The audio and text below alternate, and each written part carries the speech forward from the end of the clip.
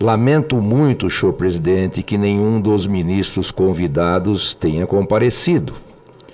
Quando fui presidente do Tribunal de Justiça em 2012 e 2013, eu recebia quem passasse na rua e nunca me furtei de participar de qualquer debate que fosse. O judiciário está a serviço do povo. O povo está acima dos poderes. A vontade do povo é que deve prevalecer.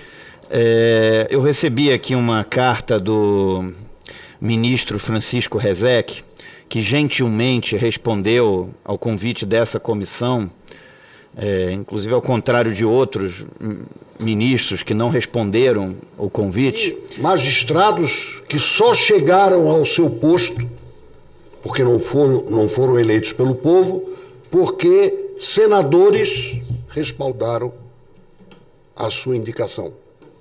E que neste momento preferem dar entrevistas fora do país para fazer críticas que faltam com a verdade no seu conteúdo, mas se recusam a prestar contas ao Senado para indagações respeitosas.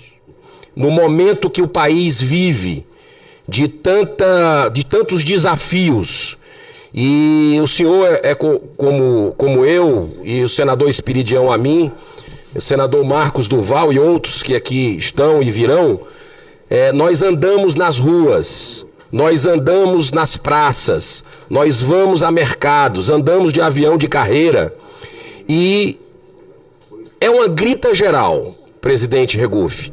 As pessoas estão incomodadas, seja de direita, seja de esquerda, transcende se é contra governo, se é a favor de governo, elas estão incomodadas com arbitrariedades vindo da nossa Suprema Corte, que eu repito, é importantíssima. O Supremo Tribunal Federal é uma instituição importantíssima para a democracia no Brasil, é um pilar da nossa democracia, mas ultimamente tem perdido a mão. Alguns de seus membros têm cometido abusos sucessivos, o que tem colocado a democracia em risco. O ministro Luiz Roberto Barroso, quanto o ministro Alexandre de Moraes, nós podemos ser adversários em campos políticos. Quando eu digo isso político é porque eu vejo algumas atitudes desses ministros, ou atitudes politiqueiras, né? Muitas vezes atuando como partido de oposição. E eu tenho críticas a esse governo. Sempre deixei claro isso. Mas não é justo que se prive o atual governo federal de tomar decisões. E o que a gente vê aí é realmente arbitrariedade no sentido oposto, de atrapalhar o país, de jogar contra o país. E aí nós somos Brasil. Nós somos Brasil. Independente de governo que passa ou que não passa, a gente não pode dar oportunidades para acontecer o que está acontecendo no Brasil e ver juízes de primeira instância tomando atitudes com base em arbitrariedades recentes do Supremo Tribunal Federal, de alguns ministros do Supremo. Eu não tenho dúvida de que o Brasil pagará vexame internacionalmente quando o inquérito 4781 for analisado por alguma corte internacional. Eu duvido que algum país civilizado considere esta Inquisição como parte do Estado Democrático de Direito. Nós sabemos que desde Montesquieu a atuação do judiciário tem sido flexibilizada. Até Hans Kelsen, que é um positivista por excelência, admite essa flexibilização e essa expansão da atuação jurisdicional. Mas sempre com o tempero e com a salvaguarda do nosso professor Canotilho, que efetivamente diz que a lei pode admitir sim diversas interpretações, mas desde que esteja de acordo, cada interpretação dessa esteja de acordo com a lei. Houve um avanço efetivamente nessa flexibilização e o ativismo comedido ganhou força, não é? Nós temos aí, inclusive, os artigos 4º e 5º da Lei de Introdução ao Código Civil, hoje chamada Lei de Introdução às Normas do Direito Brasileiro, que realmente permite que o juiz recorra à analogia, aos costumes, aos princípios gerais e também observe os fins sociais da lei. Entretanto, senhor presidente, o que nós estamos vendo agora no país, com todo o respeito que nos mereçam os ministros do Supremo, alguns deles, inclusive, têm oportunidade de privar de muitas conversas e nos ajudar, até auxiliar lá no Tribunal de Justiça. Nós estamos vendo que o Judiciário agora se transformou no único poder da República que realmente tem voz e que realmente comanda o nosso povo brasileiro. Então nós temos uma série de questões aí lamentáveis e que correm à margem da Constituição Federal.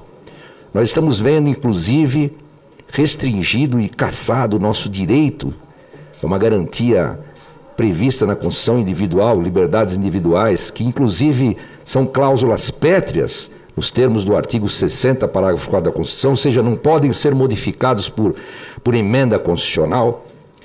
Nós estamos vendo, a não ser que advenha uma nova Assembleia Constituinte, e nem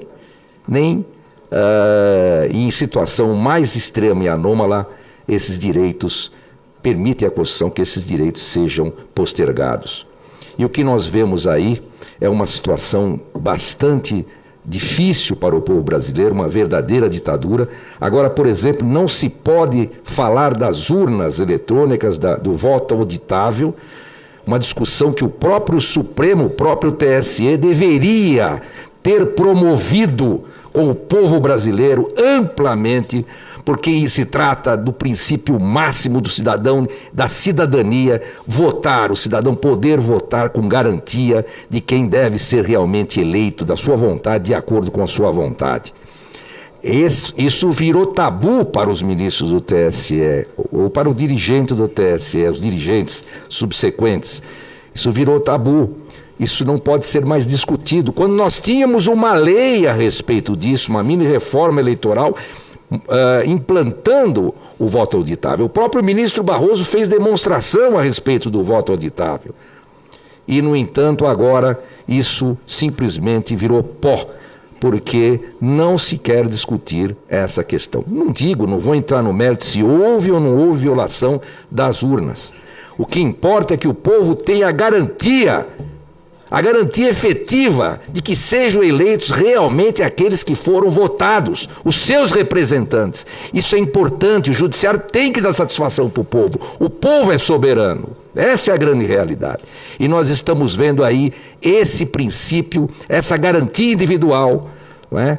Da liberdade de expressão, incisos 4º e 9º da Constituição Federal, preteridos.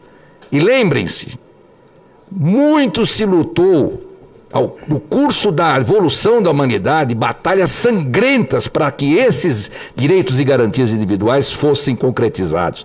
E nós agora simplesmente estamos jogando tudo isso pelo ralo. Aconteceu isso já na Covid, nos protocolos de Covid, que a gente acha realmente, os protocolos sanitários, que a gente acha realmente que esses protocolos deveriam ser implementados, mas nunca proibindo, por exemplo, o trabalho, que é um valor que está no artigo 1º, inciso 4º da Constituição Federal, e não pode ser afastado nem pelo estado de sítio ou de defesa. E está também dentre os artigos 5º da Constituição Federal, inciso 13, se não me engano.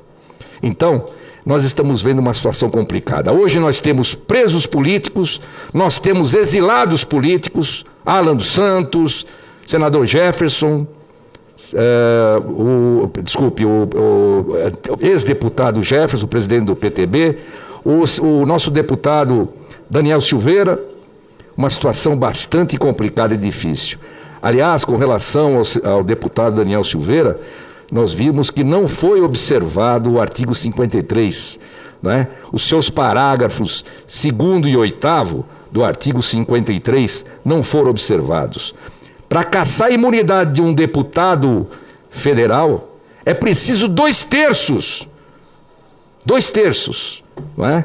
De votação da Câmara Federal, do Congresso Nacional, nem da Câmara, do Congresso Nacional. E o ministro relator desse processo, desse inquérito e desse processo, dessa ação penal, cassou efetivamente numa penada. Numa penada. E o que eu fico mais envergonhado com tudo isso é que o presidente do Senado e o presidente da Câmara se omitiram, se acovardaram com todo o respeito que mereça. Eu fico indignado com essa situação. Porque você buscar um deputado dentro da sua casa, o deputado eleito pelo povo, eu nunca vi isso na minha vida, eu nunca imaginei que nós íamos passar por isso no alto dos meus 38 anos de magistratura. 15 segundos. O Senado e a Câmara têm poder de polícia. Está lá no artigo 52, inciso 13. Não se pode invadir o Senado e a Câmara, e muito menos para se buscar um parlamentar. O parlamentar que representa o povo e que tem o direito de se manifestar e o dever e a prerrogativa de se manifestar sem amarras, porque ele fala pelo povo. É o parlamento, é a ideia de se parlamentar, de representar o povo. E isso me causa espécie. Eu acho que foi um golpe fatal na democracia. Ainda que esse deputado tenha sido inconveniente e tenha mostrado falta com o decoro parlamentar. Mas isso caberia ser decidido na comissão respectiva disciplinar. O deputado deveria responder ali, nunca no Supremo Tribunal Federal. Aliás, nós temos aí, inclusive, o Roberto Jefferson sendo processado e julgado lá no Supremo Tribunal Federal. O relator tem um processo civil em que Roberto Jefferson foi condenado a pagar indenização ao relator, ministro Alexandre de Moraes. Ele não tem efetivamente a parcialidade suficiente para julgar Roberto Jefferson. E também não tem competência, porque Roberto Jefferson não é mais parlamentar. É o juiz de primeiro grau. Então nós estamos numa situação que o ativismo judicial, vindo do neoconstitucionalismo, ou da jurisprudência de valores, ou seja lá como queiram chamar, até certo ponto nós podemos concordar com essa expansividade do judiciário. Mas a ponto de desrespeitar a Constituição flagrantemente, isso nós não podemos concordar, com todo o respeito que nos mereça o ministro, e aqui não vai nenhuma ofensa pessoal e não vai nenhum menoscabo aos ministros, que eu respeito muito, mas é opinião minha. Como cidadão, eu posso falar e tenho que falar. O cidadão pode falar o que quiser. Se houver algum excesso, que responda, então, pelos termos do artigo 5º, inciso 13 da Constituição, que menciona exatamente que haverá indenização por danos morais e as consequências também dos crimes contra a honra, mas nunca uma prisão num crime que sequer é inafiançável. Então, nós precisamos sim, eu cumprimento muito o senador Girão por ter me dado a oportunidade de falar aqui nessa audiência. Eu, como cidadão, como um homem respeitável, como o ex-presidente do tribunal, um homem que sempre cumpriu o seu dever, e na humildade, porque nós não somos mais do que ninguém. Ninguém é mais do que ninguém. Nós podemos estar lá em cima, mas vamos ter que descer. E não se sabe se vamos descer no beijo, no abraço ou no corredor polonês. A grande verdade é que nós não somos mais do que ninguém. E nós, agentes públicos, eu fui agente público, nós estamos a serviço do povo. Nós devemos satisfação ao povo. É isso que nós devemos fazer. Agora, esse inquérito das fake news, por exemplo, onde está tipificada a fake news? Onde existe a tipificação? Houve pedido de arquivamento dela Procuradoria-Geral da República, Raquel Dodge, e não foi arquivado uma parte e foi ressuscitada a outra. Eu trago aqui, eu tenho uma jurisprudência aqui vasta, de que realmente o Supremo sempre decidiu que a Procuradoria-Geral da República, pedindo o arquivamento de um inquérito, ele tem que arquivar, o Supremo tem que arquivar. É uma jurisprudência que não vou citar todos os acordos aqui, mas eu deixo à disposição de todos que queiram efetivamente tomar conhecimento desses acordos. Olha, é uma lista enorme, inclusive com Celso de Mello, ministro Fux, Teori Zavascki, Roberto Barroso também, todos dizendo que, pedindo o arquivamento de inquérito à Procuradoria-Geral, ele tem que ser arquivado, porque não existe o artigo 28 no Supremo Tribunal Federal, não se pode recorrer a um órgão maior, como acontece na primeira, segunda e terceira ou instância especial.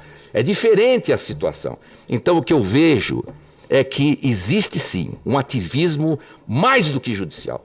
Está existindo um ativismo político, com todo o respeito que merecem os ministros. E nós não podemos aceitar isso, que o Brasil caminhe para esse rumo. A democracia tem que ser ressalvada. Nós não estamos, inclusive, no sistema do common law. Nós estamos no sistema do civil law. Como se sabe, os precedentes têm força jurisdicionais. Mas aqui no civil law é a lei que tem força. O tribunal pode interpretar, o juiz pode interpretar a lei quanto quiser e de uma forma bastante elástica, mas desde que esteja de acordo com o texto da lei, princípio da razoabilidade, princípio da proporcionalidade e nunca jamais se afastar da lei, como está acontecendo aqui. Afastamento da lei, da Constituição e realmente isso precisa ser discutido.